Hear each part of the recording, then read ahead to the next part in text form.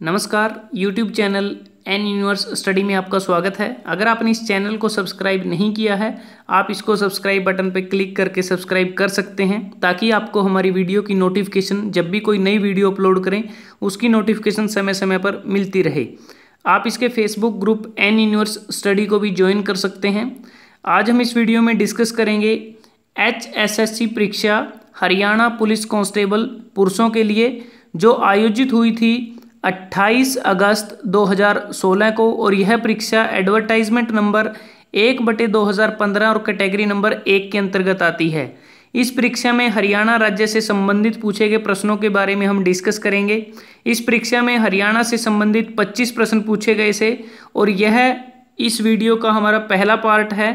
इसमें हम 13 question discuss करेंगे, बाकी के 12 क्वेश्चन नेक्स्ट पार्ट में डिस्कस करेंगे। पहला प्रश्न है, हरियाणा का एकमात्र जिला जिसकी सीमाएं अन्य प्रदेश को स्पर्श नहीं करती हैं।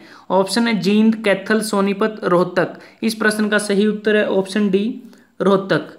इसमें मैं थोड़ा सा ऐड करना चाहूँगा, क्योंकि चरखी दादरी के हरियाणा के 22वें जिले के गठित होने के बाद, क्योंकि जो चरखी दादरी है वो 16 नवंबर 2016 को बना था और यह परीक्षा 28 अगस्त 2016 को आयोजित हुई थी। तो उस समय हरियाणा में एकमात्र ही रोहतक ऐसा जिला था जिसकी सीमाएं किसी दूसरे प्रदेश को स्पर्श नहीं करती थी। लेकिन चरखी दादरी के बनने के बाद हरियाणा में 2 ऐसे जिले हैं जिनकी सीमाएं किसी दूसरे प्रदेश को नहीं स्पर्श करती। अगर हम हरियाणा के मैप को देखें, यहाँ पर अब देखें, रोहतक ये है और ये चरखी दादरी है। 2 जिले हरियाणा के ऐसे हैं कि दोनों की सीमाएं अब किसी भी प्रदेश से टच नहीं करती हैं। बाकी सभी जितने भी जिले हैं सबकी सीमाएं किसी की पंजाब के साथ, तो किसी की राजस्थान के साथ और किसी की उत्तर प्रदेश के साथ, और जैसे गुड़गांव है और झज्जर है, सोनीपत है, ये दिल्ली के साथ भी स्पर्श करते हैं। तो दोस्तों, हरियाणा में 2 ऐसे जिले हैं, चरखी दादरी और रोहतक, जिसकी सीमाएं किसी दूसरे प्रदेश को स्पर्श नहीं करती। अगला प्रश्न है, निम्नलिखित में से हरियाणा से केंद्र सरकार में कौन मंत्री नहीं है। ऑप्शन है वीरेंद्र सिंह, राव इंद्रजीत, सुरेश प्रभु, कंवरपाल। अगर मैं बात करूं वीरेंद्र सिंह हरियाणा में बीजेपी पार्टी से राज्यसभा सांसद हैं और हरियाणा में इन्होंने जो बीजेपी पार्टी है वो 29 अगस्त 2014 को ज्वाइन की थी। इससे पहले ये 42 वर्षों तक कांग्रेस पार्टी में जुड़े रहे और ये भारत सरकार में 5 जुलाई 2016 से स्टील मंत्री हैं। अगर ये कैबिनेट मिनिस्टर हैं। राव इंद्रजीत सिंह की बात करें, राव इंद्रजीत सिंह गुरुग्राम लोकसभा सीट से सांसद हैं और ये वर्तमान में योजना और नगरीय विकास राज्य मंत्री हैं और इससे पहले रक्षा राज्य मंत्री के पद पर थे। और उसके बाद सुरेश प्रभु की बात करें, सुरेश प्रभु हरियाणा में राज्यसभा से सांसद थे। मतलब कि अगर मैं वर्तमान की बात करूं, वर्तमान में सुरेश प्रभु हरियाणा से सांसद नहीं हैं, क्योंकि वर्तमान में ये आंध्र प्रदेश की राज्यसभा से सांसद हैं। लेकिन परीक्षा की डेट के हिसाब से उस समय सुरेश प्रभु राज्यसभा सांसद थे हरियाणा से और ये भारत के रेल मंत्री हैं और इनका पूरा नाम सुरेश प्रभाकर प्रभु है। और इन्होंने 9 नवंबर 2014 को ये शिवसेना छोड़कर भाजपा में शामिल हो गए थे।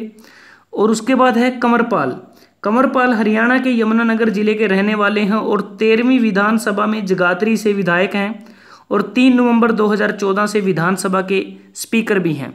तो इसका मतलब कि जो ऑप्शन ए, बी, सी हैं ये तीनों कैबिनेट मंत्री हैं केंद्र सरकार में, और ऑप्शन डी कंवरपाल ये हरियाणा में विधानसभा स्पीकर हैं। तो इस प्रश्न का सही उत्तर है ऑप्शन डी।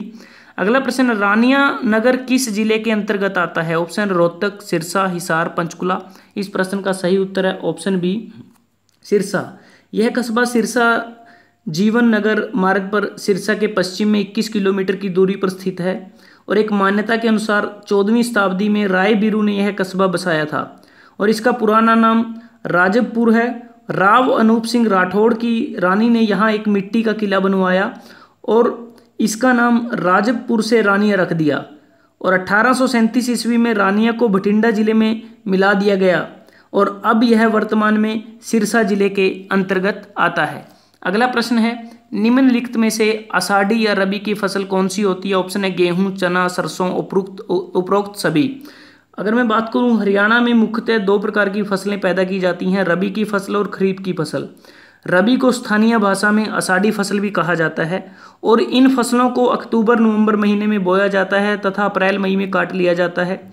और रबी और आषाढ़ी फसल के अगर उदाहरण की बात करें, गेहूं, चना, जौ, सरसों, मटर इत्यादि ये हरियाणा राज्य की प्रमुख रबी की फसलें हैं। तो इस प्रश्न का सही उत्तर है ऑप्शन डी, उपरोक्त सभी।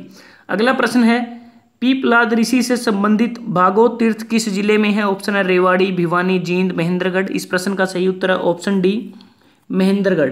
पीपलाद ऋषि महर्षि दधीचि के पुत्र का नाम था। क्योंकि वह सिर्फ पीपल का फल ही खाया करते थे, इसलिए उन्हें पीपलाद के नाम से पुकारा जाता था। और अपने पिता की तरह पीपलाद भी बहुत तेजवान और तपस्वी थे।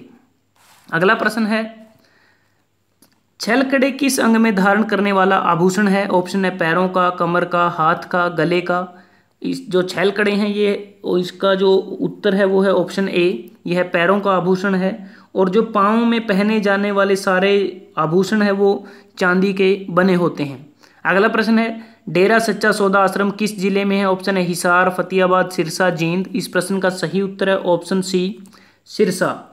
डेरा सच्चा सौदा आश्रमों की एक श्रृंखला है। संत मत का अनुसरण करने वाले इस आश्रम का मुख्यालय हरियाणा के सिरसा में बादरा सड़क पर स्थित है। और वर्तमान में इसके प्रमुख डॉक्टर गुरमीत राम रहीम सिंह इंसा हैं। अगला प्रश्न है, किस उत्सव को बासोड़ा भी कहा जाता है? अगर हम इसको देहाती भाषा में बात करें, इसको बैसड़े भी कहा जाता है। और इस प्रश्न का जो ऑप्शन है वो है निर्जला एकादशी, होली, तीज, सिली सातम। इस प्रश्न का सही उत्तर है ऑप्शन डी, सिली सातम। सिली सातम काफ़ी लोकप्रिय त्यौहार है तथा नव संवत स्रोत्सव के 6 दिनों बाद मनाया जाता है। इस उत्सव में स्त्रियों द्वारा शीतला माता की पूजा की जाती है। बासी अन्न खाकर मनाए जाने के कारण इस पर्व को बासोड़ा या बैसड़े भी कहा जाता है। और इस त्यौहार में बुधवार को बुधो माता की भी पूजा अर्चना की जाती है। अगला प्रश्न है, सिख पंथ को मानने वाले व्यक्तियों की सबसे अधिक संख्या किस जिले में है? ऑप्शन है करनाल, मेवात, सिरसा, रोहतक। अगर मैं 2011 की जनगणना की बात करें तो हरियाणा में सिखों की कुल जो जनसंख्या है वह 12,43,752 है और ये 4.91% हैं। लेकिन इनकी जो संख्या है वो सिरसा जिले में सर्वाधिक है, ऑप्शन सी। अगला प्रश्न है, निम्नलिखित में से कौन प्रसिद्ध सांगी नहीं है? ऑप्शन है पंडित लक्ष्मीचंद, तुलसीदास शर्मा, पंडित मांगेराम, बाजे भगत। इस प्रश्न का सही उत्तर है ऑप्शन बी, तुलसीदास शर्मा दिनेश। हरियाणा के भिवानी जिले के निवासी थे। इन्होंने पुरुषोत्तम, महाकाव्य, भक्त भारती, मतवाली, मीरा, श्याम सतसई तथा सत्याग्रही प्रहलाद जैसे अनेक प्रसिद्ध काव्यों की रचना की है। और इनकी रचनाओं ने हिंदी साहित्य के विकास में महत्वपूर्ण योगदान भी दिया है। अगला प्रश्न है, सेना अध्यक्ष जनरल दलबीर सिंह सिहाग का पैतृक गांव किस जिले में है? ऑप्शन है भिवानी, हिसार, सोनीपत, झज्जर। इस प्रश्न का सही उत्तर है option D, Jhajjar. Lieutenant general Dalbir Singh Sihag का जन्म झज्जर जिले के भीषम ग्राम में 28 दिसंबर 1954 को एक जाट परिवार में हुआ था। और वह एक फौजी परिवार से संबंध रखते हैं और वे अपनी फौजी परिवार में तीसरी पीढ़ी के सिपाही हैं। उनके पिता भी सेना से सूबेदार पद से सेवानिवृत्त हो चुके हैं।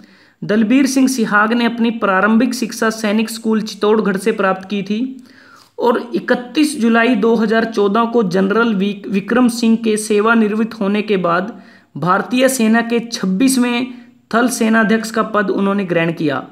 दलबीर सिंह सिहाग 43 वर्ष की सर्विस के बाद 31 दिसंबर 2016 को रिटायर हो गए थे और उनकी जगह 27वें थल सेनाध्यक्ष का पद जनरल विपिन रावत ने ग्रहण किया। अगला प्रश्न है, निम्नलिखित में से कौन सा अति प्राचीन नगर नहीं है? ऑप्शन है रोहतक, पंचकुला, सोनीपत, अग्रोहा। अगर देखें अग्रोहा तो काफ़ी पुराना ही कस्बा है, नगर है, क्योंकि इसको अग्रसेन के कारण भी जाना जाता है। और जो रोहतक है, रोहतक की जो स्थापना है 1 नवंबर 1966 को हुई थी सोनीपत जिले के रूप में। और सोनीपत जिले की जो स्थापना है वो 22 दिसंबर 1972 को हुई थी। और जो पंचकुला है, पंचकुले जिले की जो स्थापना है वो 15 अगस्त 1995 को हुई थी। तो इस प्रश्न का जो सही उत्तर है वो है ऑप्शन बी, पंचकुला प्राचीन नगर नहीं है। अगला प्रश्न है, महिला साक्षरता दर किस जिले में सर्वाधिक है? ऑप्शन है अंबाला, गुरुग्राम, करनाल, फरीदाबाद। इस प्रश्न का जो सही उत्तर है वो है ऑप्शन बी, गुरुग्राम। क्योंकि गुरुग्राम में महिला साक्षरता दर 77.98% है। अगर अम्बाला की बात करें, अम्बाला में 75.50 है, करनाल में 66.82 है और फरीदाबाद में 73.83 है। तो गुरुग्राम पहले नंबर पर है। दूसरे नंबर पर पंचकुला है 75.98 और तीसरे नंबर पर अम्बाला है 75.50। और इसके अतिरिक्त न्यूनतम महिला साक्षरता दर मेवात जिले की है जो 36.60% है। और अगर पुरुषों की बात करें, पुरुषों की सर्वाधिक पुरुष साक्षरता दर रेवाड़ी जिले की है जो 91.44% है। और न्यूनतम पुरुष साक्षरता दर मेवात जिले की ही है जो 69.94% है। दोस्तों, अगर आपको ये वीडियो अच्छा लगा, आप इसको लाइक कर सकते हैं, शेयर कर सकते हैं सोशल साइट पे, फेसबुक पे, व्हाट्सएप पे, ट्विटर पे, अपने दोस्तों के साथ, स्टूडेंट्स के साथ। और इस वीडियो का जो बाकी बचा हुआ पोर्शन है, जो 12 प्रश्न है, वो हम नेक्स्ट पार्ट में डिस्कस करेंगे। जल्दी ही हाजिर होते हैं इसका पार्ट 2 लेकर। तब तक के लिए धन्यवाद। आपका दिन शुभ रहे।